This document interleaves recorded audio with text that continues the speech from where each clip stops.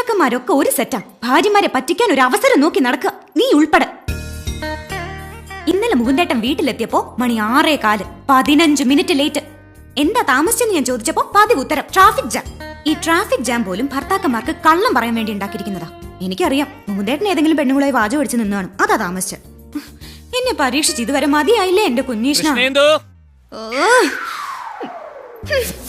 ശ്രദ്ധിച്ചോ, ശബ്ദത്തിലുള്ള കരകരപ്പ് ശ്രദ്ധിച്ചോ.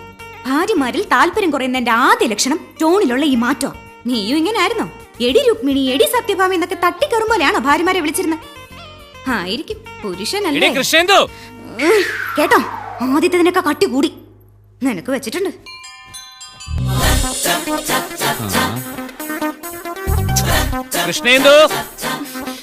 എന്താ ഇതെന്താ ഒരു നരച്ച നിറമുള്ളൊരു ഷർട്ട്? എന്റെ ചുവന്ന ഷർട്ട് ഇവിടെ. ഞാനതെടുത്ത് മാറ്റി വെച്ചു. എന്തിന്? ലൈറ്റ് കളേഴ്സ് ഇട്ടാ മതി.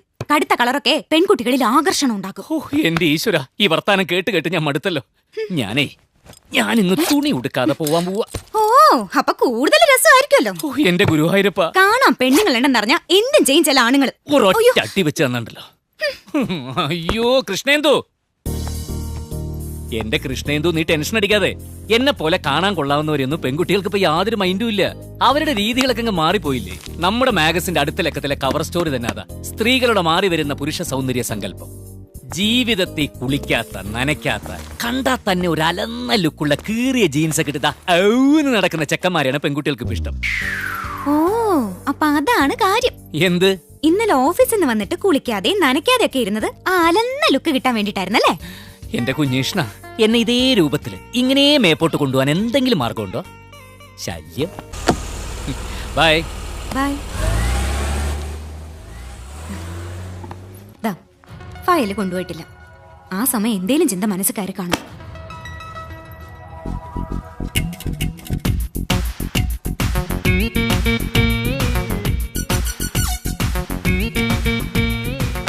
കുട്ടി, എന്താ ചേച്ചി? കുട്ടി ഇതിനു മുമ്പ് വേറെ ഒരുപാട് വീട്ടിലൊക്കെ ജോലി ചെയ്തിട്ടുണ്ടോ?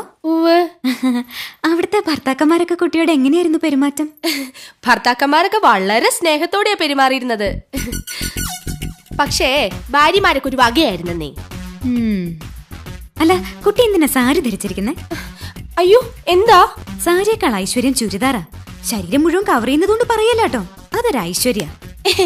അപ്പോ ചേച്ചിക്ക് വേണ്ടേ ഈ ഐശ്വര്യം?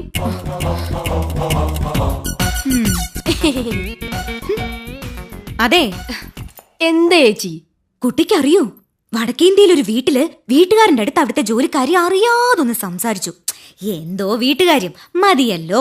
അന്ന് രാത്രി കാവില് വിളക്ക് വെക്കാൻ പോയ അവളെ പാമ്പ് കൊത്തി. അതെങ്ങനെ നിനക്കറിയാം? മുമ്പ് ഇവിടെ വന്ന ബിന്ദു പറഞ്ഞായിരുന്നു. അപ്പൊ എല്ലാം അറിയാം. കഷ്ടം.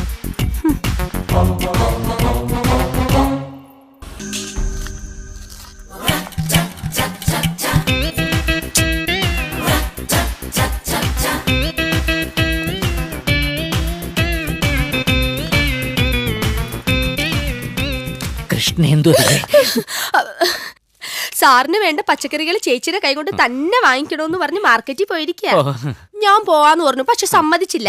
എന്താ സാർ? അല്ല, ഞാനൊരു ഫയൽ എടുക്കാൻ മറന്നുപോയി. ഈ ചുവന്ന ഫയല് എടുക്കാൻ വേണ്ടി വന്നതാ. സത്യം പറഞ്ഞ ഞാൻ ഫയല് മനഃപൂർവ്വം വെച്ച് മറന്നതാ. തിരികെ വരുമ്പോ കൃഷ്ണേന്ദു അങ്ങനെ ഉണ്ടെങ്കിൽ പറയാനൊരു എക്സ്ക്യൂസ്. ഞാൻ വന്നത് തന്നെ കാണാൻ വേണ്ടിട്ടാ. ഞാൻ തുറന്നു പറയാം, എനിക്ക് എന്റെ ഭാര്യയോട് തീരെ താല്പര്യമില്ല. എന്റെ മുറപ്പെണ്ണൊക്കെ തന്നെയാ കാര്യം. പക്ഷേ ആളൊരു 6 പഴഞ്ചനാ. 10ാം ക്ലാസ് വരെ പഠിച്ചിട്ടുള്ളൂ. കുട്ടി ഏതുവരെ പഠിച്ചു? 4. അതിക്കുള്ളൊക്കെ എന്തിനാ പഠിക്കുന്നല്ലേ? തന്നെ എനിക്ക് ആദ്യം കണ്ടപ്പോ തന്നെ ഭയങ്കര ഇഷ്ടായി.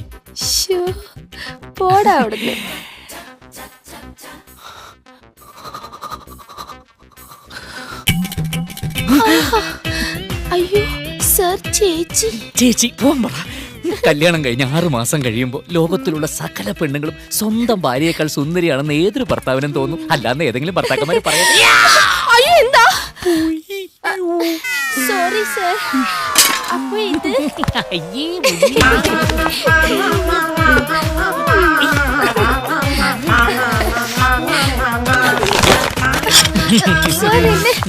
സർ ഈ മുകിലേട്ടന്റെ കാര്യം. ശ്ശോ.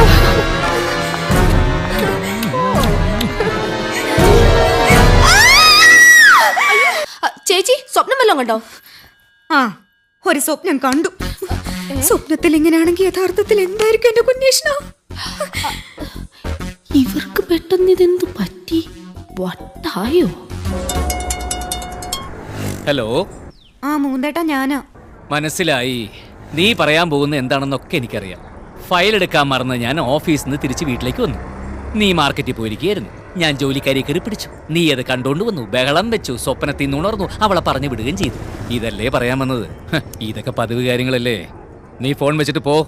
ഹലോ.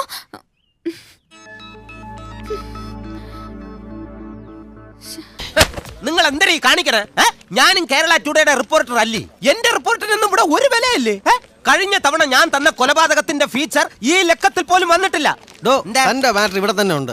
താൻ ആദ്യം തന്റെ ഭാഷ ഒന്ന് ശരിയാക്ക്. എന്റെ ഭാഷയ്ക്ക് എന്താണ് കുഴപ്പം? ദേ നോക്ക്, ഈ കൊലപാതകത്തിന് എന്താണ് സംഭവിച്ചത് എന്നുള്ളതിന് പകരം താൻ എന്താ എഴുതി വെച്ചിരിക്കുന്നത്? എന്താണ് ഈ കൊലപാതകത്തിന് എന്താണ് സംഭവിച്ചത്? ഈ എന്തരെന്ന് എഴുതിയാൽ ഇപ്പൊ എന്താണ് കുഴപ്പം? ചില പ്രദേശങ്ങളിൽ എന്താ, ചില സ്ഥലത്ത് എന്നതാ, എന്തുവാ, എന്തുട്ടാ, എന്തിയെ. അതിനൊന്നും ഒരു പ്രശ്നവുമില്ല. എന്റെ ജില്ലക്കാർ ഇത്തിരിപ്പോലെ എന്തരെന്നെങ്ങാനും പറഞ്ഞാ അത് നിങ്ങൾക്ക് അയ്യം. ദാണ്ട ഈ എന്തരെന്ന് പറയണേനെ നിങ്ങൾ കളിയാക്കൊന്നും വേണ്ട. തനിക്കറിയോ, ഞങ്ങളുടെ ജില്ലക്കാർക്ക് വേണ്ടി ത്യാഗരാജസ്വാമികൾ ഒരു പാട്ട് തന്നെ എഴുതിയിട്ടുണ്ട്. അതേത് പാട്ട്? എന്താരോ മഹാനു ഫാവുലു. ഈ പാട്ട് കേട്ടിട്ടുണ്ടല്ലോ. ഏത് ജില്ലക്കാർക്കുണ്ട് ഇതുപോലെ സ്വന്തമായിട്ടൊരു പാട്ട്? എന്നിട്ട് ഞാൻ ഇല്ലോള എന്തരെന്ന് എഴുതിയാലും നിങ്ങൾക്ക് കുഴപ്പമല്ലേ? ഡോ, താൻ എഴുതിയിരിക്കുന്ന സ്റ്റോറി ഒട്ടും വിശ്വസനീയമല്ല. ഇത് നേരിട്ട് കാണാതെ എഴുതിക്കൊണ്ട് വന്നിരിക്കുന്നേ. ഓഹോ, അപ്പൊ താൻ നേരിട്ട് കാണുന്നത് മാത്രമേ വിശ്വസിക്കൂ. ആ അതെ. ശരി, തന്റെ അപ്പൂപ്പന്റെ അപ്പൂപ്പന്റെ അപ്പൂപ്പനെ താൻ നേരിട്ട് കണ്ടിട്ടുണ്ടോ? അത് ഇല്ലല്ല. പക്ഷെ അങ്ങനെ ഒരു പ്രസ്ഥാനം ഉണ്ടായിരുന്നതായി താൻ വിശ്വസിക്കുന്നല്ലേ ഉള്ളൂ. അതല്ലല്ലോ. മാണി ഇങ്ങോട്ട് എന്നും പണയണ്ട. അതെ, മനുഷ്യന്റെ ക്ഷമയ്ക്കൊക്കെ ഒരു അതിരുണ്ട്. ഞാനേ കേരള ടുഡേ MD-യുടെ വൈഫിന്റെ വളരെ അടുത്തൊരു ബന്ധുവാ. മുറയ്ക്കെന്റെ അളിയനായിട്ട് വരും. അറിയോ അളിയ? സാർ, കഴിഞ്ഞ ആഴ്ച ഞാൻ കൊടുത്ത ഫീച്ചർ ഇവന്മാർ ഈ ലക്കത്തിൽ ഇട്ടിട്ടില്ല. അതെന്താണോ ഇയാളുടെ ഫീച്ചർ ഇടാത്തത്? ഇതൊക്കെ എന്നോട് പറയണ്ടേ? ഇടേണ്ട സ്ഥലത്ത് അപ്പൊ തന്നെ ഞാൻ ഇടില്ലേ? സന്തോഷായി. ഇനി മോട കാണിക്കരുത് കേട്ടാ. സ്ഥലത്ത് തന്നെ ഇട്ടിട്ടുണ്ടേ.